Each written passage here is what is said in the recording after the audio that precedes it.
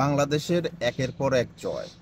Rangpur Riders বিপিএলের একটা দল, যেটা গ্লোবাল সুপার লিগে গিয়ে চ্যাম্পিয়ন হলো।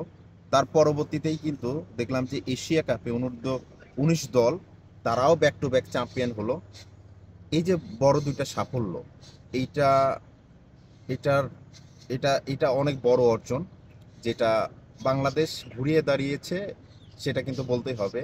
বাংলাদেশ যেখানে ন্যাশনাল টিম একের পর এক ব্যর্থ হচ্ছে, সেখানে কিন্তু ছোট যারা, তারা কিন্তু একের পর এক সাফল্য এনে দিচ্ছে।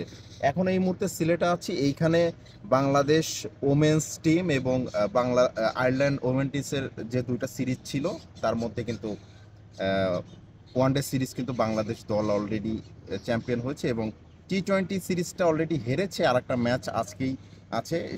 এই ম্যাচটাও জিতলে, মানে এই সিরিজটা জিতলে অন্তত ভালো লাগতো যে বাংলাদেশের সাফল্য এক কথায় যে আসতেইছে। কিন্তু আন্ডার 19-এর কথা বলতে হয়, যে আন্ডার 19 যে এশিয়া কাপ হলো, ইন্ডিয়াকে সবচেয়ে ভালো লাগার যে একটা ব্যাপার, যে আন্ডার 19 বাংলাদেশ দল তারা ইন্ডিয়াকে হারিয়ে চ্যাম্পিয়ন হলো, এবং গতবারও তারা চ্যাম্পিয়ন হচ্ছে, এবারও চ্যাম্পিয়ন। আমার ব্যক্তিগত মতামত বা আমার চাওয়া, যে আন্ডার 19 যে দলটা এশিয়া কাপে চ্যাম্পিয়ন হলো, তাদেরকে অন্তত সাতলা বাসে সংবর্ধনা দেওয়া উচিত।